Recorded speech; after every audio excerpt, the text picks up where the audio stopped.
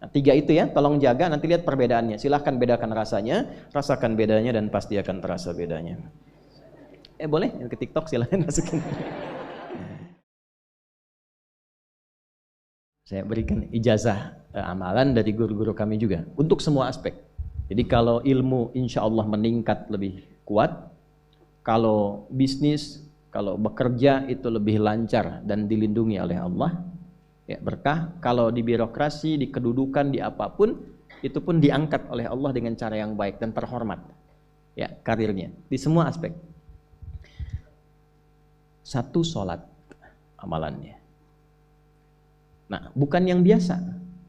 Bukan yang biasa. Kalau bisa jaga yang 40 rakaat. Yang sering saya sampaikan. 17 rakaat sholat fardu. Sudah? 12 rakaat rawatib, 11 rakaat yang tahajud. Jumlahnya 40. Ya. 17 rakaat sholat fardu. Kalau ini wajib. Kalau wajib standar. Ya. Mau kaya, mau tidak, ya sholat 17 rakaat juga. Mau pintar, mau tidak, 17 rakaat juga. Jelas ya? Rumusnya 24, 4, 3, 4. Ya, itu ya. Nomor aksesnya. 24, 4, 3, 4. 2 subuh, 4 zuhur, 4 asar, 3 maghrib, 4 isya. Ya. Jangan sampai miskol. Kalaupun miskol harus khairayyarah. Ya kan? Bukan syarrayyarah. Baik. Pasti yang miskol muadzin. Allahu akbar, khairayyarah. Ya. Baru adzan belum qomat syarrayyarah. Pasti ya? Oke. Teruskan, yang 12 itu hadisnya sahih. Perhatikan baik-baik. Man shalla isnatai asyrata rak'atan fi yaumin wa lailatin. Siapa yang menunaikan salat sunnah 12 rakaat yang mengiringi salat fardunya siang dan malam. Sudah, arba'an qabla dhuhri, 4 rakaat sebelum zuhur. 4 rakaat sebelum zuhur. Teknisnya bisa langsung 4 atau 2-2. 2 kemudian salam, 2 rakaat lagi salam. Jelas? Baik. Kemudian arba'an qabla dhuhri, rak'ataini ba'daha, 2 rakaat setelahnya. Setelah zuhur 2 rakaat. 4 tambah 2 berapa? 6. Rak'ataini ba'dal maghrib, 2 rakaat setelah maghrib. 6 tambah 2 8. Rak'ataini ba'dal isya, 2 rakaat setelah isya.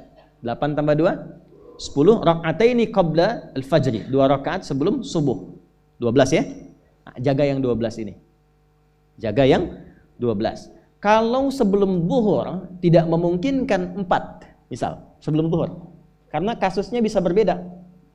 Ada Ibnu Umar, Abdullah bin Umar radhiyallahu taala anhuma menemukan kasus berbeda, seperti Anda di kantoran waktu singkat saat Ramadan, kan? Dapatnya cuma mungkin 2. Maka ada hadis dari Nabi sallallahu alaihi wasallam, riwayatnya Ibnu Umar.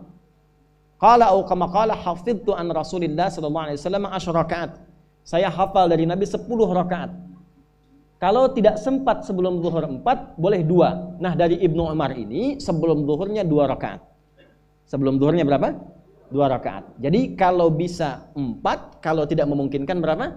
2. Orang yang terbiasa 4, lalu karena kondisi tertentu dia mengerjakan 2, tetap dicatatkan oleh malaikat 4 jumlahnya. Dari mana dalilnya? Hadis. Idza maridal abdu aw safar kutiba lahu misla ma kana alaihi muqiman sahiha.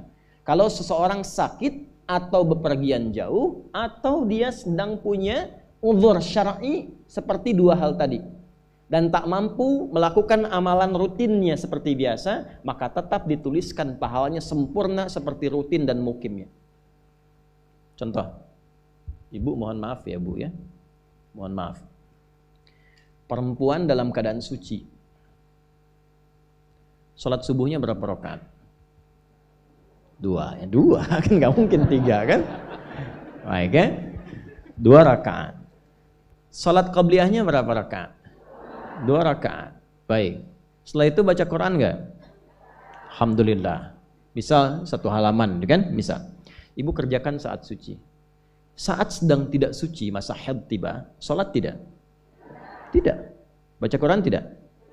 Nah, kalau punya kebiasaan sholat, baca Quran, dan tiba masa haidnya, itu pahalanya tetap dituliskan sesuai kebiasaannya. Harus tahu itu. Makanya manfaatkan, karena kalau sudah tiba masa monofos, sama. Itu Allah tuh memberikan kemuliaan khusus. Makanya Bu, kalau ngaji dengan ustadz-ustadz tertentu, bikin kurikulum ngajinya fikih perempuan aja, nggak usah jauh-jauh. Fikih perempuan. Keluarkan, karena banyak pahala mengalir di dalamnya. Ya. Dan kadang-kadang saya suka bingung, kalau bahas fikih rumah tangga itu kenapa yang tegang-tegang gitu. Sekarang fikih parenting sekarang tuh kayaknya menegangkan antara surga neraka aja tuh. Tanggung jawab suami, hati-hati dengan istri. Padahal Qur'annya mengatakan rumah tangga itu penuh dengan permainan yang menyenangkan. Yang ada banyak candanya. Gitu. Coba keluarkan tuh hadis-hadis itu ya.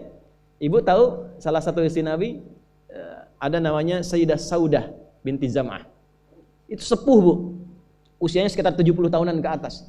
Dan beliau, Nabi SAW bangunkan rumahnya, itu kamarnya di samping Sayyidah Aisyah, dekat situ, dekat Raudhah.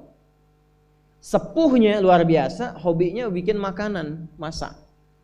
Satu kali ketika beliau sedang ngolah tepung, Nabi pulang, pas kemudian bagiannya Sayyidah Saudah binti Zam'ah datang sedang ngolah tepung, atau dalam riwayat atau kama hadas itu dicolek tepungnya, bermain bercanda, dicolekkan di keningnya, di kening istrinya.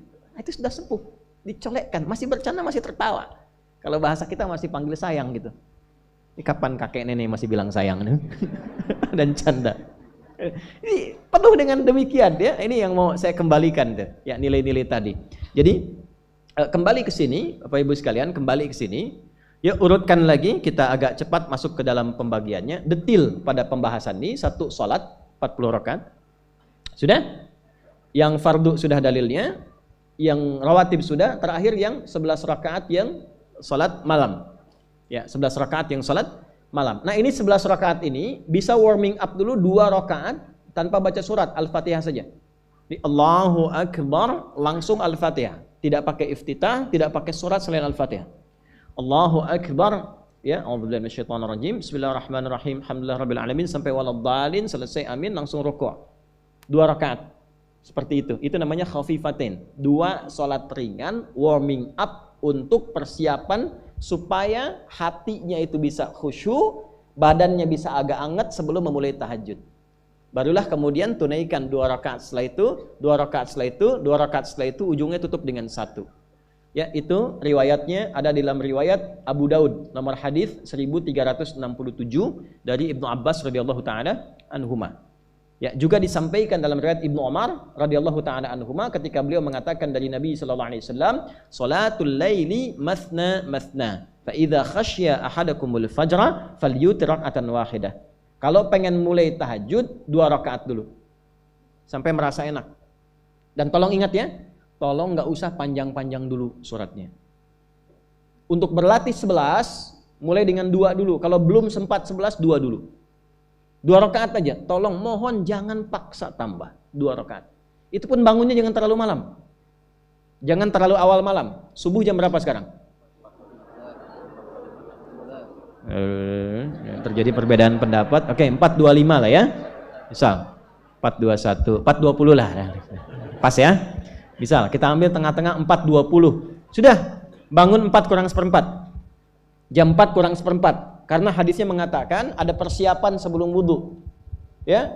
Karena Nabi sallallahu alaihi wasallam adalah kebiasaan Nabi sallallahu alaihi wasallam idza staiqadha min naumihi, kalau bangun dari tidurnya fajalasa, duduk dulu. Duduk. Wa masaha biyadihi min athari naumi, kemudian menghapus bekas ngantuknya. Ya, menghapus jejak ngantuk dengan bagian tangan yang bersih. Itu kan butuh waktu. Ya. 4.15 bangun. Duduk dulu, atur alarm. Ya, alarm mungkin ya 3.15, 3.30 ya, kemudian jam 4 terakhir. Alarm pertama untuk mematikan alarm kedua siap-siap alarm ketiga sadar. Ya, kan begitu kan? Ya. Ya begitu, itu rumusnya. Nanti kalau sudah ayat tahajud masuk Al-Isra nanti saya jelaskan. Itu ada isyaratnya di Quran. Bukan isyarat alarm ya, tapi isyarat perjuangan kita untuk bangun. Jadi 4 kurang 15 itu adalah persiapan supaya jam 4 bisa wudu. Ya, begitu jam 4, thumma dhahaba ila shinin mu'allaqah, pergi ke tempat kemudian berwudu, tempat tertutup, wudu, selesai, balik lagi, kan 4.20 adzan kan? Misalnya 4.10 mulai sholat. Kalau 2 rakaat kan enggak lama-lama.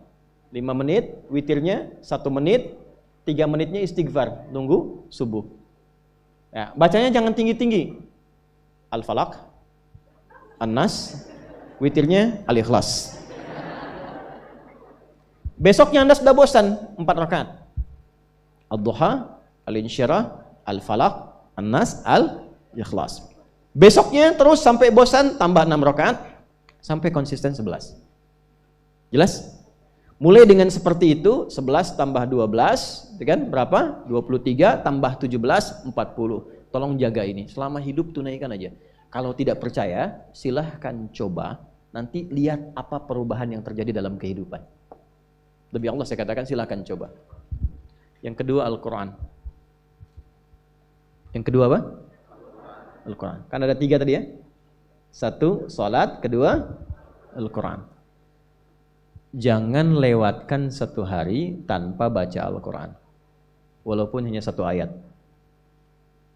Walaupun hanya 1 ayat. Walaupun keterlaluan sih 1 ayat itu. Ya. Alif Lam Mim dah. Pesan Ustaz kan 1 ayat. Nun dah. Okay. 1 halaman. Nah, biasanya begini, semakin banyak dibaca, semakin terjadi perubahan yang berbeda. Kalau ingin nguji begini, hari ini baca 1 halaman, besok baca 2 halaman. Nanti lihat perubahan yang terjadi antara hari ini dengan besok. Pasti ada pengaruh. Paling minimal, Allah akan jaga keadaan diri kita dari berbagai bentuk kegelisahan. Semua tenang aja. Ada masalah apapun, kasih ketenangan, kasih ketenangan. Dan ketenangan itu paling mudah melahirkan solusi. Jelas? Oke, 2 Al-Quran. 3 kira-kira apa? 3 apa kira-kira? 3 jaga wudhu. Gak pakai jaga wudhu. 1 sholat, 2 Al-Quran, 3 apa? Jaga wudhu. Apa dampak psikologisnya jaga wudhu? Tidak ingin batal wudhunya.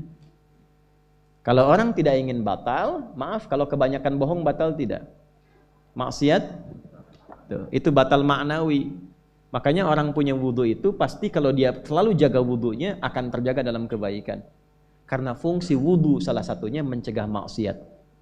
Itulah sebabnya setelah wudhu kita doa taubat. Coba selesai wudhu kok taubat.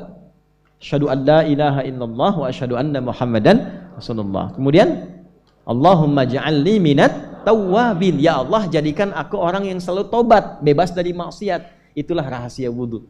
Salah satunya menjaga seseorang dari perbuatan maksiat. Ya, tidak bermaksiat, jaga wudhu. Saya itu banyak bercanda dengan keluarga, termasuk anak-anak. Bercanda terus, tapi serius dalam 3 hal. Salat, Quran, dan jangan pernah bermaksiat. Itu kalau anak saya itu pegang, Bu, Pak, ini cerita aja ya. Pegang mushaf nggak benar aja itu bisa saya lempar dari jauh. Minimal saya teriaki. Pegang mushaf nggak benar, bukan nggak baca. Pegang mushaf, misal mushaf harusnya begini, misalnya dia pegang begini atau taruh di atas paha kaki misalnya apa, itu bisa saya lempar dari jauh. Perbaiki. 3 itu serius. Ya, karena itu adalah sesuatu yang bisa merubah kehidupan kita dan itu yang paling memuliakan kita dan dimuliakan kita dengan itu. Itu poinnya.